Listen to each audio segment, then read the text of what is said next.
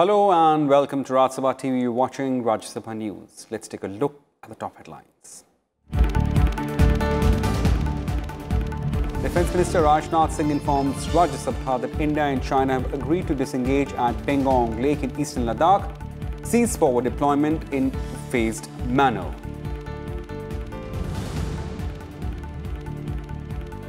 Social media is important for digital India, but companies can't violate Indian laws. Misuse to spread fake news will be dealt strongly, asserts Union Minister Ravi Shankar Prasad.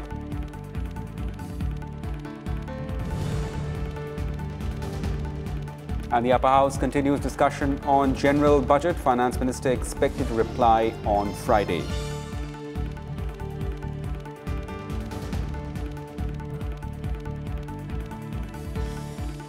Well, India and China have reached an agreement on disengagement of troops from north and south banks of Pangong Lake in eastern Ladakh. Defence Minister Rajnath Singh informed the Rajya Sabha this morning. Under the agreement, Singh said both the sides will cease their forward deployment in a phased, coordinated and verified manner in these areas. He added China will keep its troops to the east of Finger 8 at north bank of Pangong Lake, while India will keep its troops at the permanent base near Finger 3.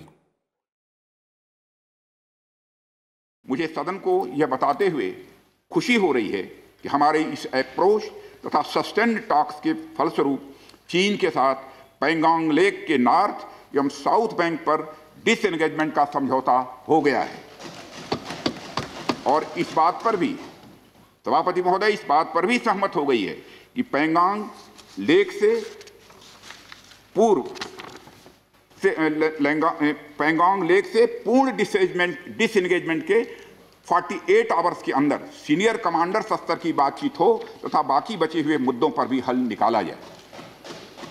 सभापति महोदय, Pangong lake area में चीन के साथ disengagement का जो समझौता हुआ है उसके अनुसार दोनों पक्ष फॉरवर्ड डिप्लॉयमेंट को phased, coordinated and verified manner में हटाएंगे।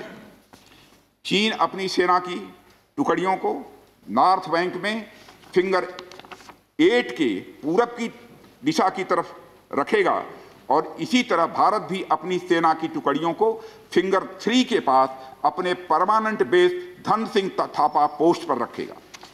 इसी तरह की कार्रवाई साउथ बैंक एरिया में भी दोनों पक्षों द्वारा की जाएगी। ये कदम आपसी समझौते के तहत बढ़ाए जाएंगे तथा जो भी निर्माण आदि दोनों पक्षों द्वारा अप्रैल 2020 से नॉर्थ एंड साउथ बैंक पर किया गया है उन्हें हटा दिया जाएगा और पुरानी स्थिति कायम कर दी जाएगी।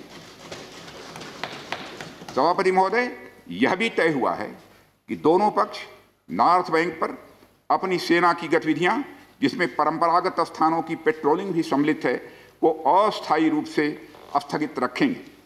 पेट्रोलिंग तभी शुरू की जाएगी जब सेना एवं राजनयिक स्तर पर यानी डिप्लोमेटिक लेवल पर आगे बातचीत करके समझौता बनेगा। इस समझौते पर कार्रवाई कल से नॉर्थ एंड साउथ बैंक पर प्रारंभ हो गई है। यह उम्मीद है इसके द्वारा पिछले साल के गतिरोध से पहले जैसी स्थिति बहाल हो जाएगी। Assured the House that India has not conceded anything while entering into disengagement process, adding there are some outstanding issues with regard to deployment and patrolling at some other points along the LAC in the eastern Ladakh sector.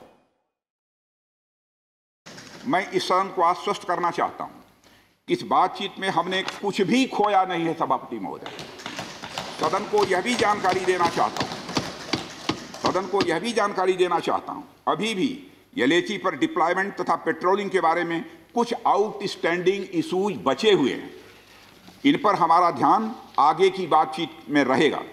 दोनों पक्ष इस बात पर सहमत हैं कि bilateral agreements तथा protocol के तहत पूर्ण डिसएंगेजमेंट जल्द से जल्द कर लिया जाए।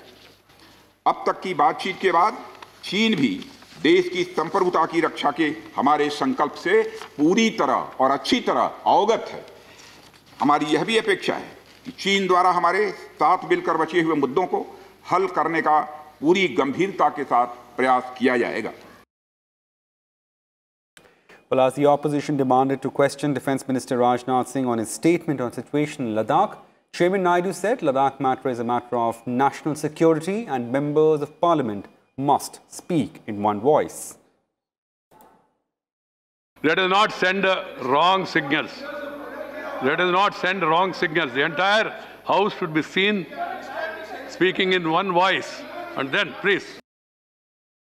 Well, moving on, Union Minister Ravi Shankar Prasad today told Rajya Sabha that strict action will be taken against misuse of social media to spread fake news and fuel violence. Responding to queries of members during the question hour, Prasad said the social media has a big role in Digital India program, but its misuse will not be tolerated. Commenting on the Indian government's commitment to free speech and individual freedom, social media companies will have to adhere to rules if they want to continue working in India.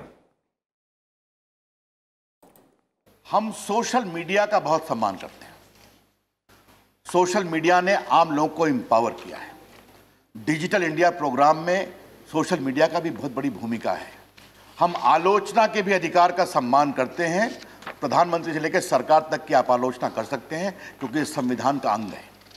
लेकिन social media का दुरुपयोग अगर हिंसा, fake news, वैमनस्य बढ़ाने के लिए किया जाएगा तो कार्रवाई होगी। यह हम बहुत विनम्रता से कहना चाहते हैं। सर, दूसरी बात, हम भारत के चुनाव की प्रक्रिया को बहुत ही आदर से लेते हैं और चुनाव आयोग ने बहुत ही बढ़िया काम किया है। अगर सोशल मीडिया का दुरुपयोग करके कोई चुनाव को भ्रष्टाचार से प्रभावित करने की कोशिश करेगा तो सख्त कार्रवाई की जाएगी, यह भी हम कहना चाहते हैं। और उसमें चुनाव आयोग के साथ साथ सरकारें भी काम करेंगी। जहां तक आप फेक न्यूज का सवाल है सर, मित्रवर प्रकाश जी यहां बैठे हुए हैं सर, एक फेक न्यूज को बस्ट करने का हमने प्लेटफॉर्म बनाया हुआ है और जो फेक न्यूज डालते हैं तुरंत उसका करेक्शन भी यहीं आ जाता है। तो आज इस सदन के पटल से, चाहे वो ट्विटर हो, चाहे वो फेसबुक हो, चाहे वो लिंक्डइन हो या कोई हो या व्हाट्सएप हो, मैं विनम्रता से आग्रह करूंगा, भारत में आप काम करिए। आपके करोड़ों फॉलोअर हैं, हम उसका सम्मान करते हैं, पैसे भी कमाइए, लेकिन भारत के संविधान को आपको पालन करना होगा, भारत के कानून को आपको पालन करना होगा। Well, Business Advisory Committee has decided the discussion and reply on the general